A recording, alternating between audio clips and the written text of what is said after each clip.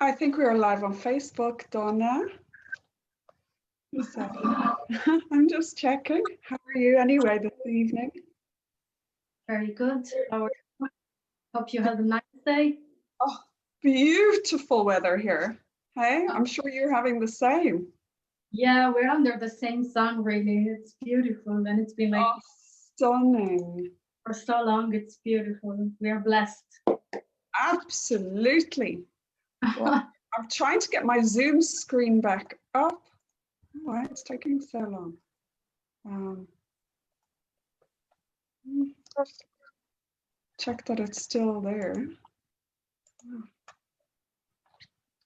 I'm sorry, I'm going to check the Inner Happy page because I can't seem to get my Zoom screen back.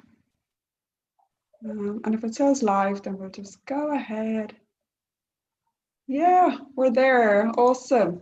Okay, I can't get my Zoom screen, but that's okay. If it's live, then it's live. So Donna Porcedo, thank you so much for joining me this evening, all the way from Kildare, right, in Dublin. Oh, okay. Isn't that where you are, in Kildare? I am in North Kildare, actually. Yeah. You're having as beautiful weather, are you, as I'm having here in Galway? Absolutely, it's amazing, and it's like it's a full summer. I love it. It's I'm in my element here, so it's beautiful. Yeah. Yeah, because you joined us here in Ireland from Italy in 2011. Is that right? Yeah, and I'm from a very sunny Highland. I joined from India, so I kind of miss the sun from time to time. But this year, Ireland just blessed all of us with this beautiful weather. So I'm so. I know. I'm sure you feel more at home. Yeah. Well, I'm really, really glad you've joined us this evening because I'm a great admirer of your work, and I just really connect with everything you have to say and your posts, and we have so much in common, being passionate about mindfulness and how it has helped us in our lives.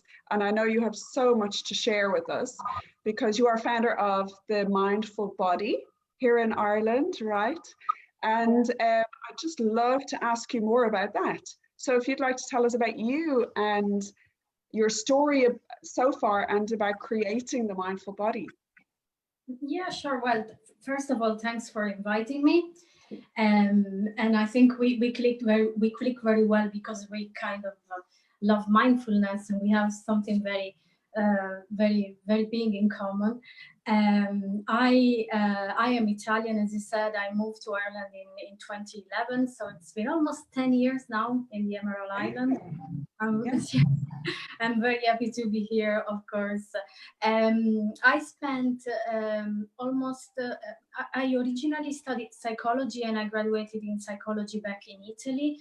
Then when I moved to Ireland in 2011, I worked for nearly 7 years in the corporate environment. And I learned so much from working in that environment, and also met so many people and friends that are still there with me. Then I decided, though, that it wasn't the career that I wanted to pursue anymore. So I just took a nice break from work. And I started to reflect on what I wanted to do, what was my next step in my life, and that's where I landed into the idea of the mindful body.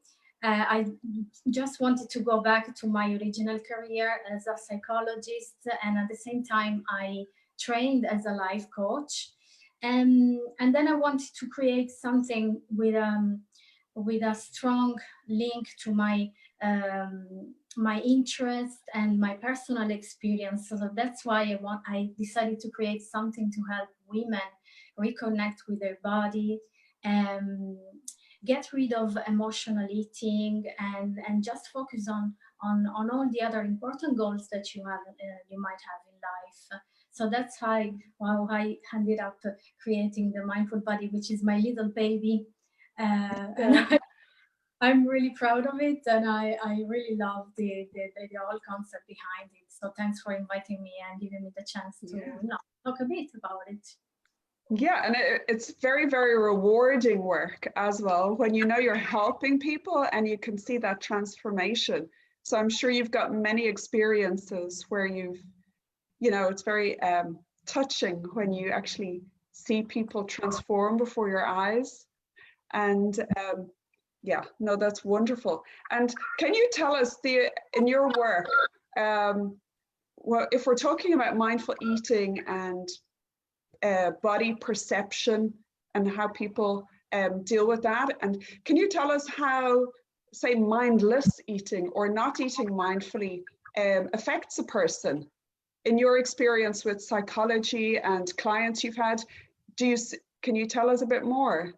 Yeah, I think if, to be able to talk about mindless eating, first maybe we need to set a little bit to make it clear what is it mindful eating. Mindful eating, I think a lot of people when they hear mindful eating think about like a yogi sitting on a mat and with a bowl of food in his hands and just eating very slowly. It can be like this if you want it to be like this, but it put more simply, it's adding awareness to your experience with food, to the meal experience, your lunch, your dinner. Make time for the meal, make time to sit down and savor the meal. So what happens when we remove that aspect of mindfulness from the eating is that if we have a tendency, for example, to eat as a response to painful emotion, as it happens with emotional eating, there's a repercussion on, first of all, in our physical health, because we might end up eating more than our body needs, putting on weight, and sometimes even developing some eating disorders like bulimia or binge eating. So there is first and foremost an health problem that might arise there. But also what I notice is that the food and eating food without being mindful of what we put in our body can have a strong impact on our mental health as well. Because when we don't pay attention and we eat too much, when we are overweight or obese, it can have an impact on our mood.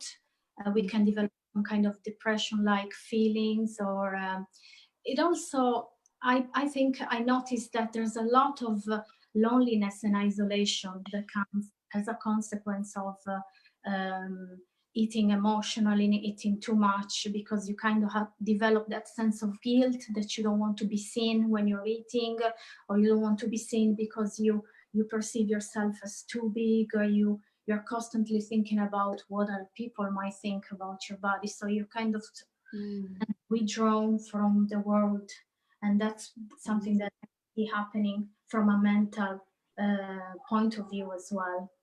Yeah.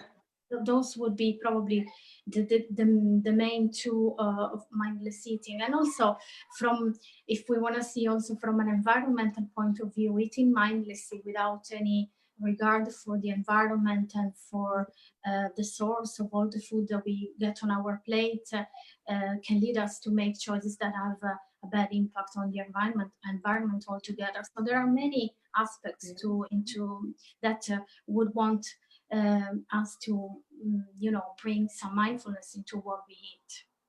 Absolutely. Yeah. And gosh, yeah, no, it's multifaceted. One takes an approach of mindful eating, it changes everything. As you say, also down to your use of, for me, what I noticed when I started practicing mindfulness is, well, not just noticing what you eat, but also noticing what you buy and if it's covered, say, in plastic, and where this came from. And so your whole awareness opens into that whole field. You have a greater appreciation for what it takes to make a good homemade meal, and where those fresh ingredients from source, how they got to your plate. And can you tell me also, I'm just thinking now, if people are, especially at this time, I can imagine there's a lot more emotional eating happening. And it's all fine and good saying, well, that's what you should do. But do you have any hints or tips or advice for how somebody can help themselves? Because when you're in that space, I'm quite sure it's very hard. It can be very hard to get yourself out of it. And it's easy to say, well, just eat healthy and just don't turn to the unhealthy foods or things that you know aren't good for you. But we all know that unhelpful habits are hard to break.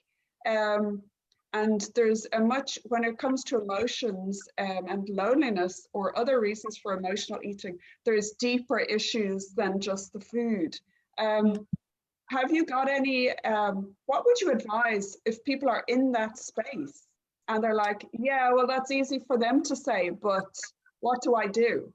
Yeah, we all recognize easy, and this is part of my personal story as well. I know very well what happens when you have kind of in yourself this tendency of responding to emotion with eating since you were a child sometimes, or you're a teenager. So it's very, very, they are ingrained in what we are, and they're very difficult to break as tendencies. So first of all, think about that moment where you might feel sad, you might feel angry, or you might feel just frustrated, maybe because we are all forced to stay in more and we cannot travel to see our friends or family. So that moment for an emotional eater triggers a very strong response. They just want to go to the fridge or order that takeaway, grab food, wherever it's possible. And that's the immediate reaction. So my first tip would be to start maybe stopping and pausing. So whenever they realize that they want to eat, they would just maybe stop, pause, and ask themselves, am I really hungry in this moment? Like, is my stomach full or is my stomach empty? And so if my stomach is empty, okay, I can go and eat.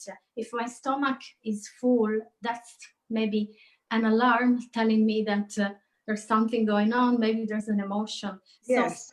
So and pausing, it's critical because it gives you a choice.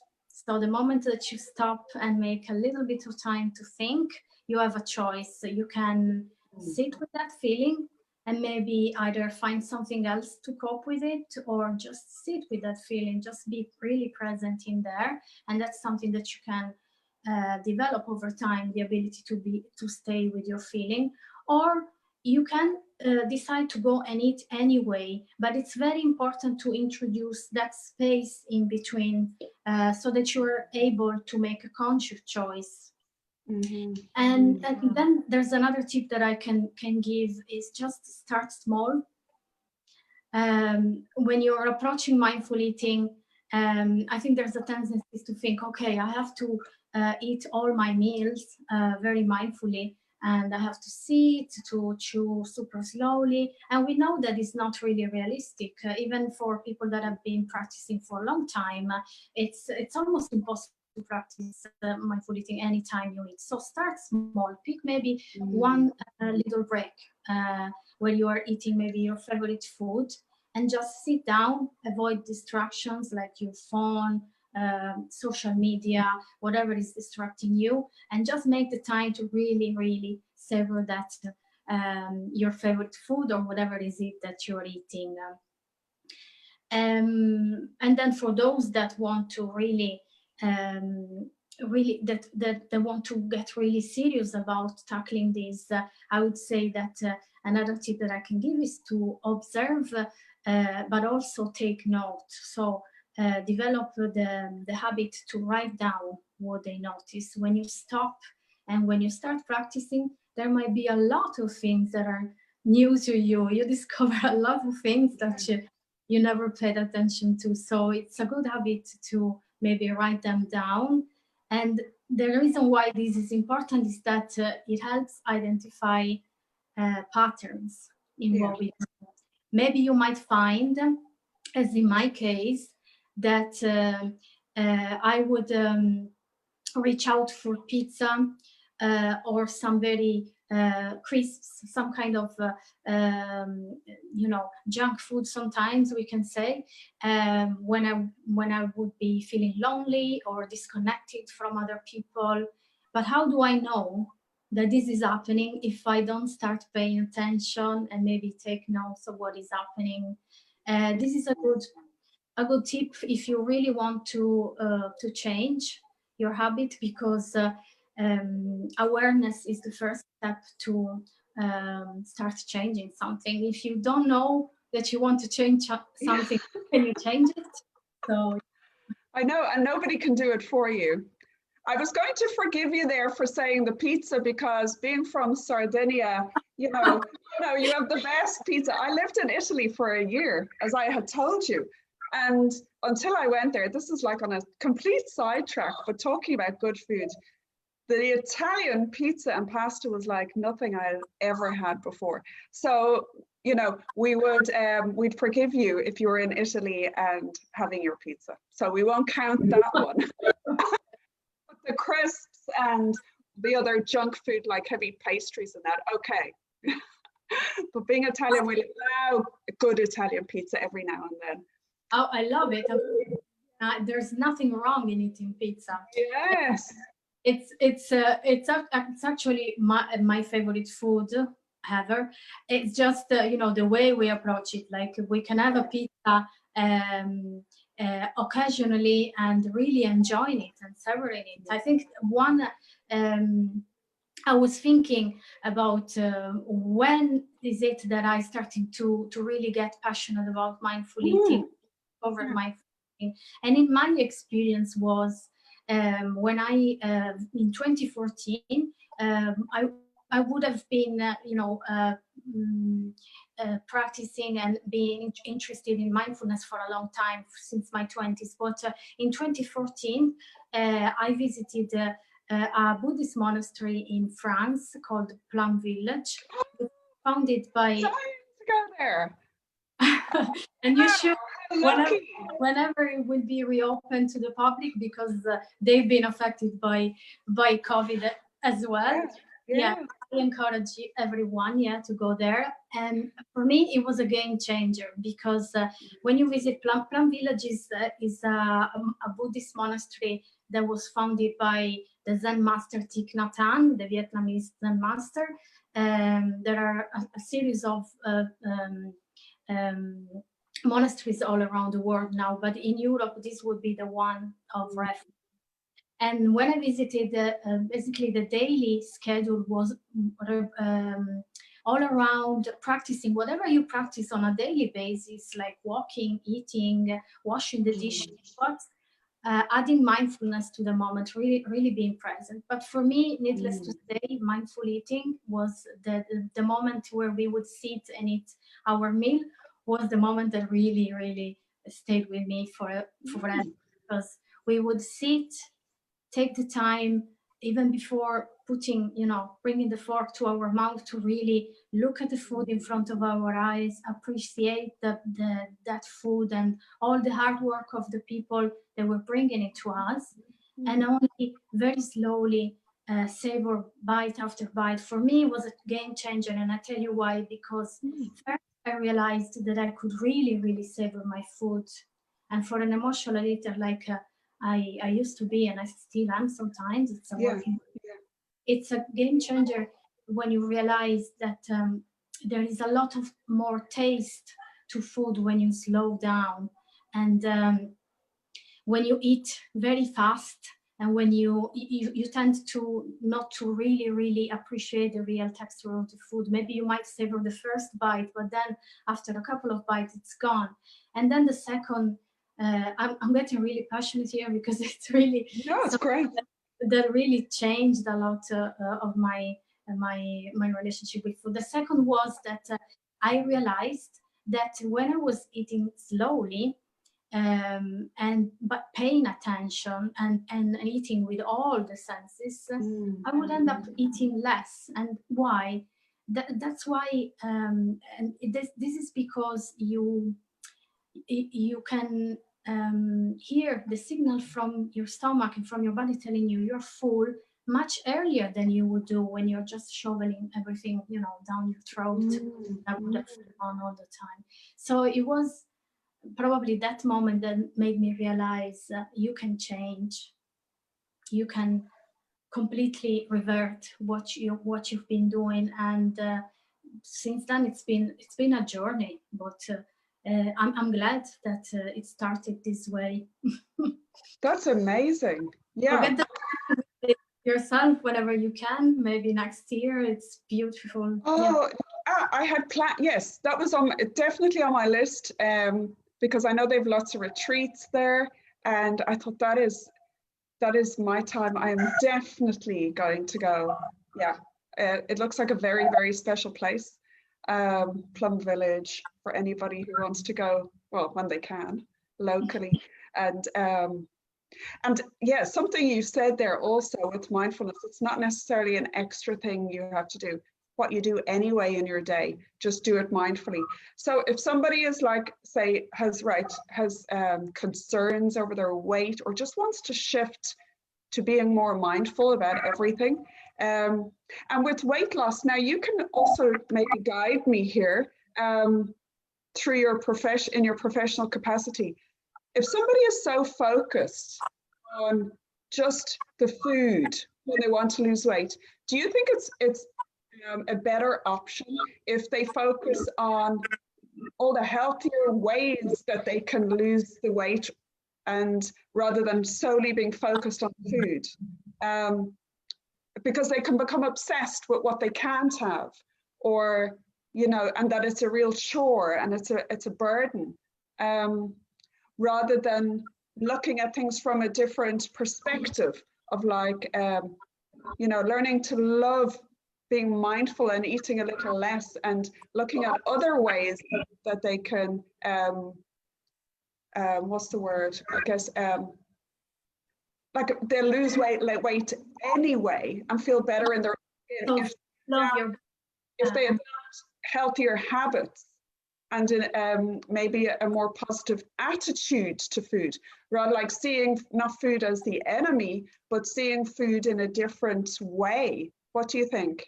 Yeah, absolutely. That's absolutely the philosophy behind the whole concept of mindful body, because it's not focusing on the weight loss as the goal, but focusing on developing a real relationship with your body, as I was saying before, reconnecting with your body, understanding the cues and the signals that it sends, and also develop, as part of the work that I do, is developing gratitude for the miracle of what your body is. Your body is not only a container of food, is also the vehicle of whatever action that fulfilling every day. The moment you go to work, or when you are playing with your children, when you I don't know, spend the day at the seaside and you can swim, it's a miracle to when you acknowledge whatever your body does for you. So when you start developing that gratitude and start seeing your body as like a sanctuary, something that you really need to take care of, because it will bring you everywhere, because it will help you to live longer and healthier, then you will make that switch in your mindset to see, I don't want to eat the right food only because the doctor said so, or the diet says this, but because I know that it's gonna help me live a healthier and longer life, or because it's gonna give me the energy to perform in my job or be more present with my kids. So yeah, you develop a lot of self-care. I like talking about developing self-care routines as follow a diet, because the diet cannot stay with you for the rest of your life. It's something temporary. Sometimes something that somebody else is telling you, where somebody else is telling you what to do, when, how, whereas the real change that happens when you work on your mindset, on your emotions, it's an internal change that I can guide, of course, and you can guide for your clients, but it's happening first and foremost inside you, and it will stay with you for the rest of your life. So it's something that you develop and you'll be able to sustain, as opposed to just a temporary diet. That's my point of view, and I see that it can bring great results. Yeah, I agree with you totally. And maybe a lot of people, you know, we get so bombarded by society and by what we read, etc., that maybe a lot of people who want to lose weight or that type of thing don't actually realize or aren't aware that there's another way, and it's about changing their mindset. And by doing so, and through, you know, mindfulness practices like going to see you, which are you doing online now as well, by the way? I am doing online, obviously following the social distancing rules. Yeah, I've moved everything online. But what I say here is that I don't blame those women and those men that, you know, that they haven't realized that the mindset is important, because I think as a society and as a culture, we are kind of drawn to think that we have to get a quick fix, and then it's all about the looks. So I don't blame anyone, because of course, founded by those messages. So, it's what we're led to believe. But at least, you know, well, I don't mean at least, but you having studied and having gone through this, then you can attest to the fact that when you do change your mindset, everything else changes. So if there are people who have tried every diet or every option in the book, this is a wonderful alternative that maybe they haven't thought of trying. You know, and they can always call you. So you have your website, which is The Mindful Body, and you have a Facebook page. And people can contact you. Oh, you're also very active on Instagram. I love the feeling of being on Instagram. I love it. Yeah. And so people can pick up a lot of tips from you. And I know you do really, really great work. And it's great that you can still connect with people online. Is there anything else you'd like to tell us about your work or what your plans are going forward? So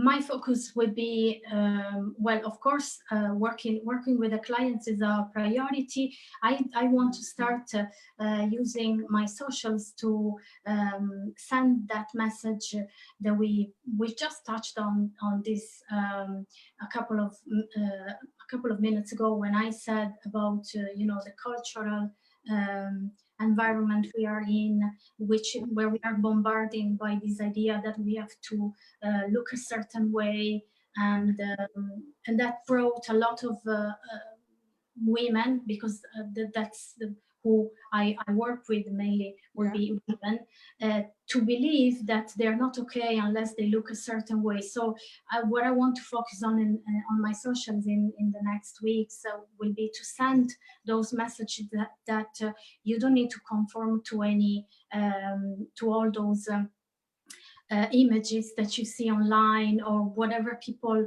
tell you that you should look like. You should do your own way. You should start loving yourself first for how you look like, what you are. Discover your million of you know, strengths and the good things that you can do, and go from there. Be very grateful for the million things that you are beautiful for at the moment.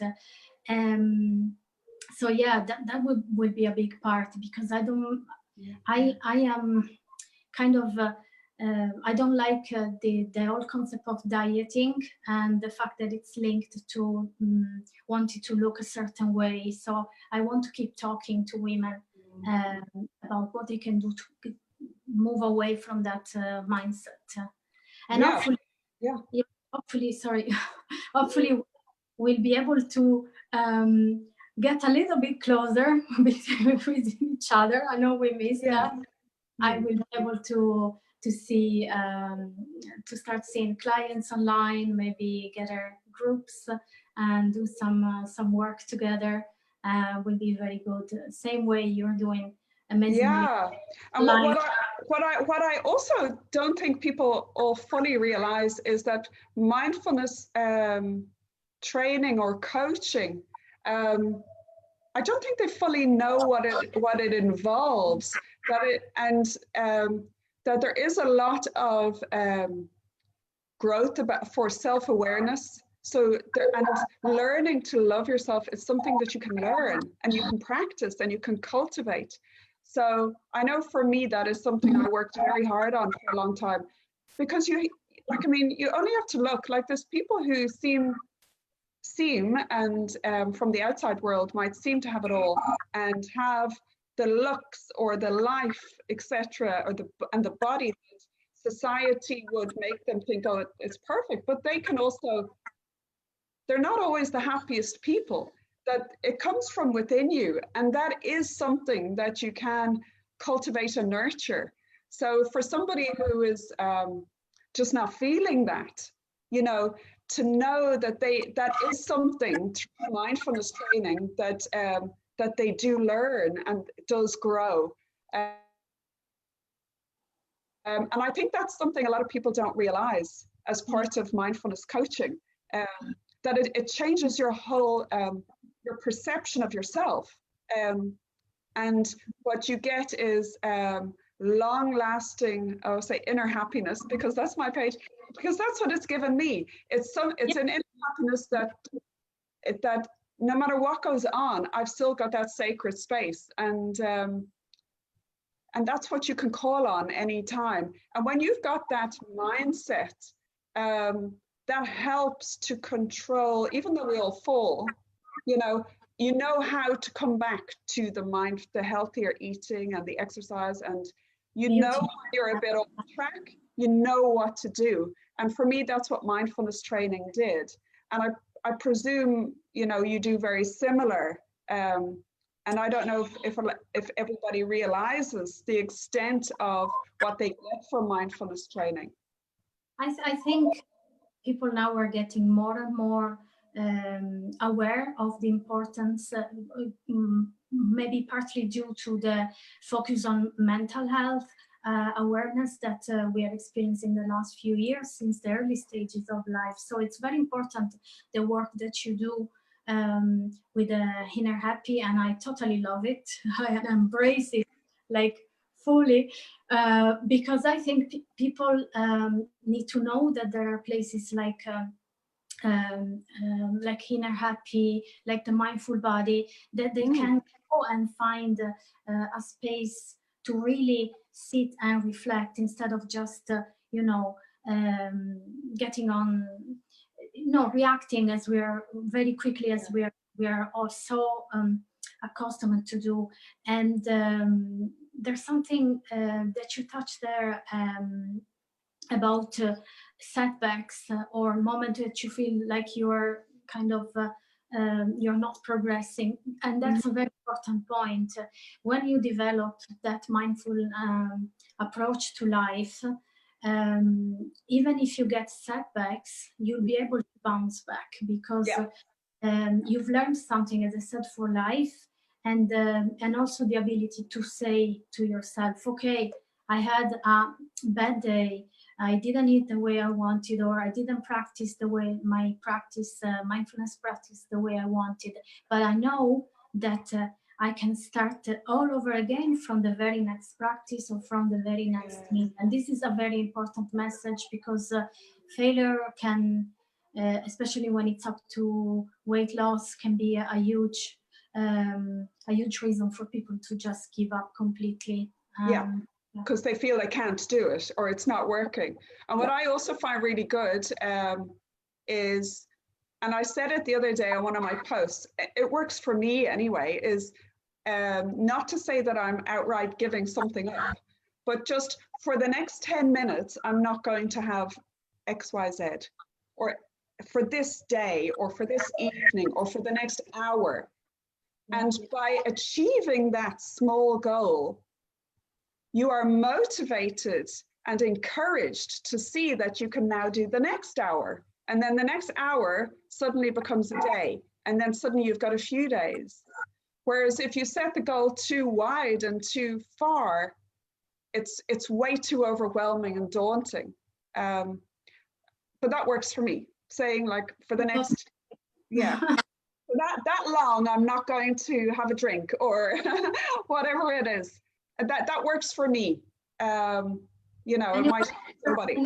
It works for many people. I think the little wins that you get when you set your goals, you break down your goals and you get those Right. little wins, they fuel your motivation. They tell Yeah. you can do it. Yeah, because if you set it too high and then you end up like berating and criticizing yourself and thinking you're useless because you can't do it. And you know, what good are you doing? You're just being a bully to yourself.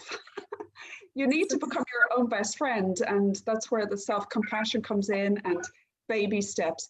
And that's why, yeah, like your space, as you said, it's an authentic, safe space that people can come and they know you've been there, they know what you're talking about, and they know they can just come there when they need. And you're a beautiful person to work with. And you know, I would recommend that anybody contacts you if they want to consider in any shape or form just shifting their mindset or their lifestyle, because also making those little changes, you know, you feel so good so quickly with so little that you're also motivated to do more. And when you have, I even find, even though, gosh, I'm talking a lot now, you've got me going. I could listen for hours, so go on. I find though, even though I'm a mindfulness mentor, I find that I also need other people like you. I need you. So I think it's very hard to do anything on your own. We all need a coach. We all need a mentor. We need somebody to bounce off.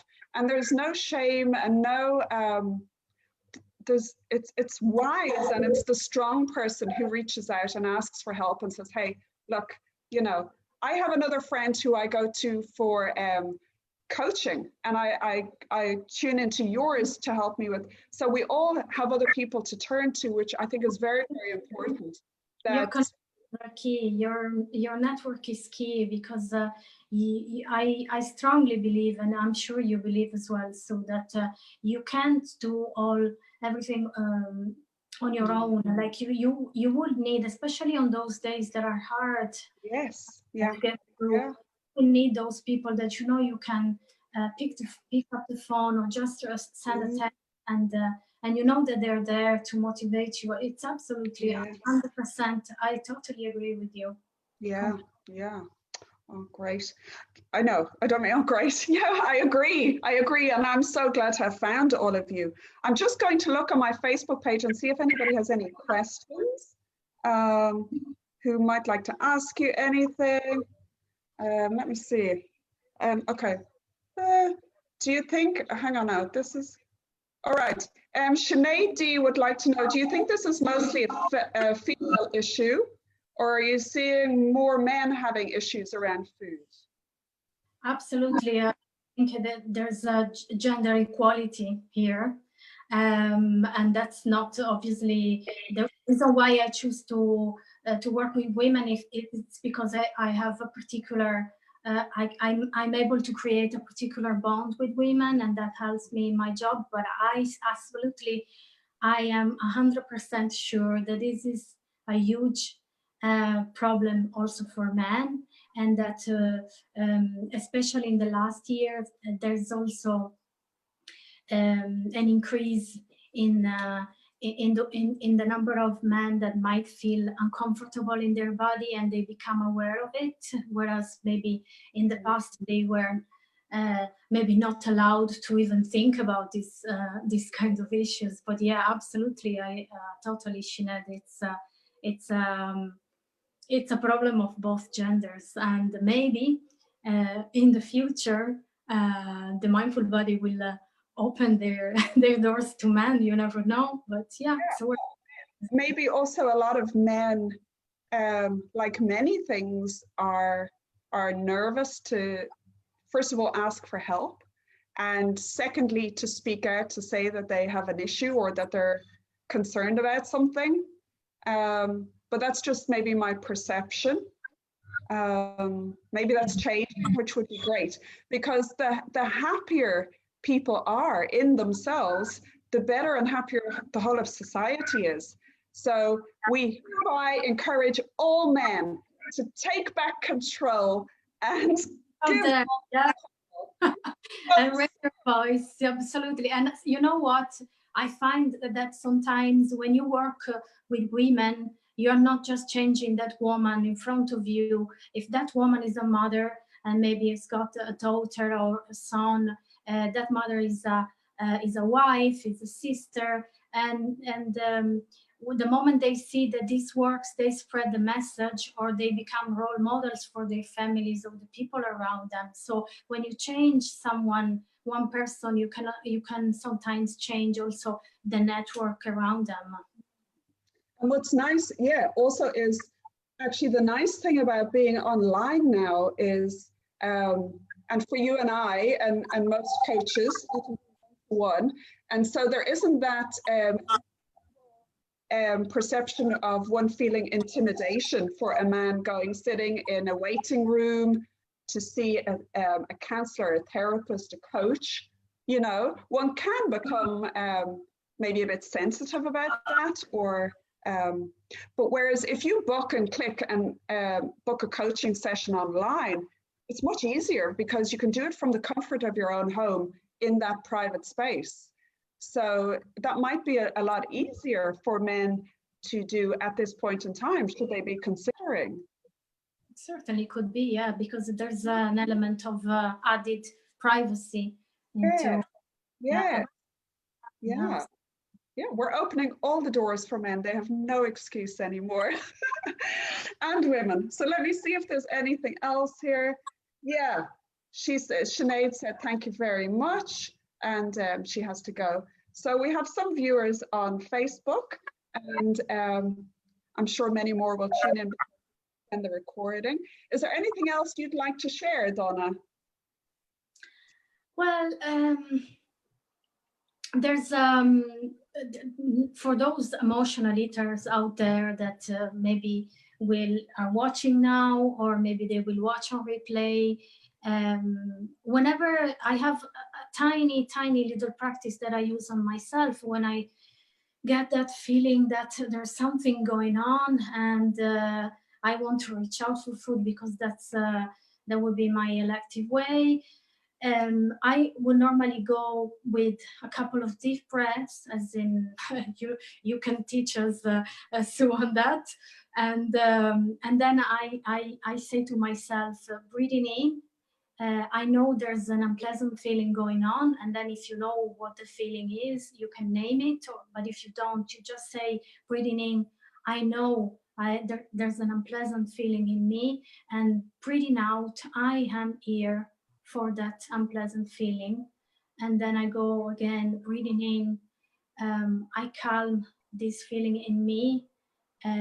Breathing out, I calm this feeling in me. So that gives me that little bit amount of time to just pause. If that helps probably someone. And there's other practice or other kind of mantras that I share regularly on socials as well. But this one would be the one that I found most of the time works with me. So I thought it would be nice maybe for other people maybe to share it so that they know.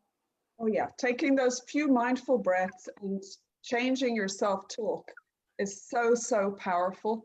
And what I always recommend too is using that even when you don't need it. So then you get used to using it. So if you're confronted with the situation, you automatically know what to do already because you've done it so often. Because we can do the courses, read the manuals, read the books, but mindfulness is something that you have to put into practice, and as you know. So I think the two of us can attest that practicing mindfulness is truly transformational. Yeah, I'm living. Yeah. Living proof. I'm so very happy to say. when I say I'm living proof, I'm not. I don't want people to get this idea that I'm this yogi, that I'm completely mindful all the time. It's just it helped me on the little things that count for me. Everyone has their own priorities and the things that they really are important to them. And for me, that helped a lot. But I'm not. I don't want to make this idea that I'm this kind of guru. Absolutely, I'm very real. But it's just something that really, I really think that helps and that can help many people. Yeah, that's the thing, because it's practical techniques, practical things that you use every day, and yeah, everyone can benefit. Well, I look forward to watching your posts. I know you're on literally every day with such valuable information. Yeah. So thank you for that. And people can catch you on the mindfulbody, is it .com? It's the mindfulbody.ie. Your website? And the website is the mindfulbody.ie. Yeah. Okay. That's the Irish.ie. I thought you might be. Yes. Okay, that is wonderful. Well, I look forward to seeing and sharing this space again with you, and hopefully we get to meet up sooner than later. Thanks very much for you to hold this space for me, and I have now talking to you a couple of ideas in my mind, and I think you will be probably very soon on my page speaking about something that just came to my mind. But that's wonderful. The power of authentic connection. I love it. Awesome, Donna. Well, on that note, I will leave you with saying ciao e grazie mille. I finally get to my pleasure. Thanks very much, everyone. Have a good evening. Bye. Okay. Oh, we're still live on.